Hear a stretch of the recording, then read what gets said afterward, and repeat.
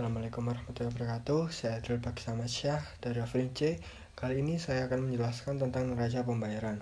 Sebenarnya ada dua materi yang akan saya jelaskan, neraca pembayaran dan neraca berjalan. Namun, neraca berjalan merupakan bagian dari neraca pembayaran, jadi akan saya jelaskan langsung kali ini. Oke, lanjut langsung ke materinya. Yang pertama adalah pengertian dari neraca pembayaran. Neraca pembayaran sendiri adalah suatu catatan aliran keuangan yang menunjukkan nilai transaksi perdagangan dan aliran dana yang dilakukan di antara suatu negara dengan negara lain dalam suatu tahun tertentu.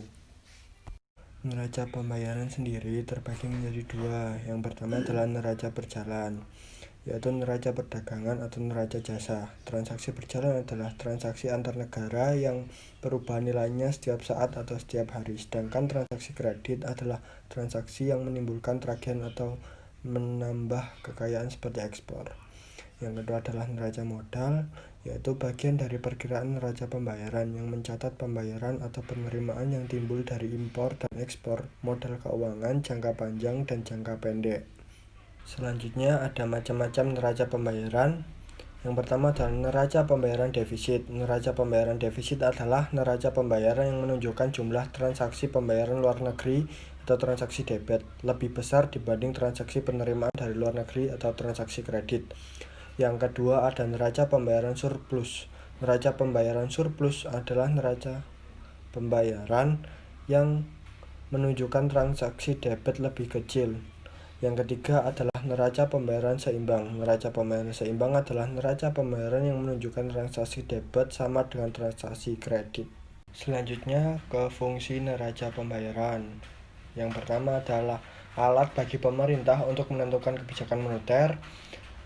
Kedua, alat untuk menerangkan kegiatan ekonomi internasional suatu negara. Ketiga, alat untuk menerangkan tentang sumber-sumber pendapatan dan penggunaan devisa luar negeri. Keempat, alat untuk mendapatkan gambaran tentang pengaruh transaksi luar negeri terhadap pendapatan nasional. Oke, selanjutnya adalah komponen-komponen neraca pembayaran. Yang pertama adalah neraca perdagangan atau balance of trade, yang merupakan daftar atau neraca yang berisi perbandingan antara besarnya nilai ekspor dengan nilai impor suatu negara dalam jangka waktu 1 tahun. Yang kedua adalah neraca jasa. Neraca jasa adalah neraca yang mencatat transaksi jasa yang diselenggarakan dan diterima suatu negara terhadap negara lain selama jangka waktu 1 tahun. Misalnya jasa pengangkutan, jasa asuransi, jasa pariwisata, jasa perdagangan, dan jasa perbankan. Yang ketiga adalah neraca hasil modal, yang merupakan neraca yang mencatat semua pembayaran dan penerimaan bunga, dividen, upah tenaga asing, serta hadiah-hadiah dari luar. Ada neraca lalu lintas modal atau capital account, adalah neraca yang mencatat segala kredit atau pinjaman dari luar negeri dan segala kredit atau pinjaman yang diberikan kepada negara lain. Yang kelima adalah neraca lalu lintas moneter atau monetary account, yang merupakan neraca yang mencatat dan memperlihatkan perkembangan atau perubahan cadangan devisa suatu negara. Cadangan tersebut terdiri dari emas dan devisa dalam negeri ke luar negeri. Transaksi ini disebut transaksi negatif, yaitu transaksi yang menyebabkan berkurangnya posisi cadangan devisa. Sementara transaksi kredit adalah transaksi yang menyebabkan. Selanjutnya adalah transaksi dalam neraca pembayaran. Ada dua, yaitu transaksi debit dan transaksi kredit. Transaksi debit yaitu transaksi yang menyebabkan mengalirnya arus uang atau devisa dari luar negeri ke dalam negeri. Nah, transaksi ini disebut transaksi positif, yaitu transaksi yang menyebabkan bertambahnya posisi cadangan devisa negara. Selanjutnya adalah manfaat neraca pembayaran. Yang pertama adalah sebagai bahan pertimbangan bagi pemerintah untuk mengambil langkah di bidang ekonomi.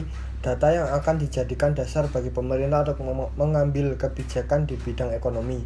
Yang kedua adalah sebagai bahan pertimbangan bagi pemerintah untuk mengambil kebijakan di bidang moneter dan fiskal. Dari neraca pembayaran dapat dilihat dari saldo devisa. Yang ketiga adalah sebagai bahan pertimbangan bagi pemerintah untuk mengetahui pengaruh hubungan ekonomi internasional terhadap pendapatan nasional. Yang terakhir adalah faktor yang mempengaruhi neraca pembayaran. Ada 3 faktor, yaitu perubahan kurs devisa, PDB atau Produk Domestik Bruto, dan ekspor neto. Yang pertama adalah perubahan kurs devisa. Kurs valuta asing atau kurs mata uang asing menunjukkan harga atau nilai mata uang suatu negara dinyatakan dalam nilai mata uang negara lain. Kurs valuta asing dapat juga didefinisikan sebagai jumlah uang domestik yang dibutuhkan, yaitu banyaknya rupiah yang dibutuhkan untuk memperoleh satu unit mata uang asing. Nilai tukar valuta asing adalah harga satu satuan mata uang dalam satuan mata uang lain. Nilai tukar mata uang asing ditentukan dalam pasar valuta asing, yaitu pasar tempat berbagai mata uang yang berbeda diperdagangkan. Hubungan kurs valuta asing dengan neraca pembayaran adalah pergerakan kurs berfungsi sebagai roda penyeimbang untuk menyingkirkan ketidakseimbangan saldo neraca pembayaran. Yang kedua adalah produk domestik bruto. Produk domestik bruto atau dalam kata lain gross domestic bruto mengukur pendapatan dan pengeluaran total pada perekonomian, karena PDB adalah ukuran paling luas untuk keseluruhan kondisi perekonomian. PDB merupakan tempat alamiah untuk memulai analisis tentang siklus bisnis. PDB adalah nilai barang dan jasa yang diproduksi oleh suatu negara dalam suatu periode tertentu yang menjumlahkan semua hasil dari warga negara yang bersangkutan ditambah warga negara asing yang bekerja di negara yang bersangkutan. Sesuai model standar, perhitungan pendapatan nasional diawali dengan penghitungan PDB. PDB dapat diukur dengan 3 macam pendekatan, yaitu pendekatan produksi, pendekatan pendapatan, pendekatan pengeluaran. Nah, hubungan PDB dengan neraca pembayaran adalah menurut absorpsi. Salah satu cara yang dapat dilakukan untuk meningkatkan neraca pembayaran adalah dengan meningkatkan pendapatan nasional, di mana peningkatan pendapatan nasional yang berupa peningkatan produksi nasional akan mendorong meningkatnya ekspor hasil produksi. Hal inilah yang kemudian akan menambah devisa negara, sehingga akan memperbaiki neraca pembayaran Indonesia.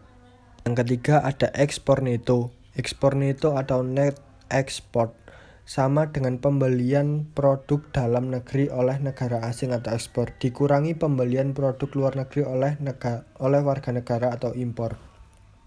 Neto dalam ekspor neto mengacu pada kenyataan bahwa nilai impor dikurangi dari nilai ekspor. Dengan kata lain, ekspor neto mencakup barang dan jasa yang diproduksi di luar negeri. Karena barang dan jasa ini dicantumkan dalam konsumsi, investasi, dan belanja pemerintah. Ekspor neto disebut juga dengan neraca perdagangan. Neraca perdagangan terdiri dari catatan-catatan tentang ekspor dan impor. Jika nilai ekspor lebih besar daripada nilai impor, dikatakan bahwa neraca perdagangan adalah surplus. Sebaliknya, apabila nilai impor yang lebih besar daripada nilai ekspor, maka dikatakan neraca perdagangan adalah defisit. Nah, hubungan ekspor neto dengan neraca pembayaran adalah perkembangan ekspor menyebabkan kurva neraca pembayaran bergeser ke kanan. Keseimbangan baru akan dicapai yang kemudian menggambarkan keadaan surplus dalam neraca pembayaran. Maka mata uang dalam negara akan mengalami apresiasi dan menyebabkan ekspor dan impor meningkat. Sebagai akibatnya, kurva neraca pembayaran kembali bergeser ke kiri. Berarti keseimbangan akan kembali dicapai di titik lain yang menunjukkan pendapatan nasional dan suku bunga kembali ke tingkat asalnya. Sekian presentasi dari saya. Bila ada kurang lebihnya mohon maaf. Terima kasih. Wassalamualaikum warahmatullahi wabarakatuh.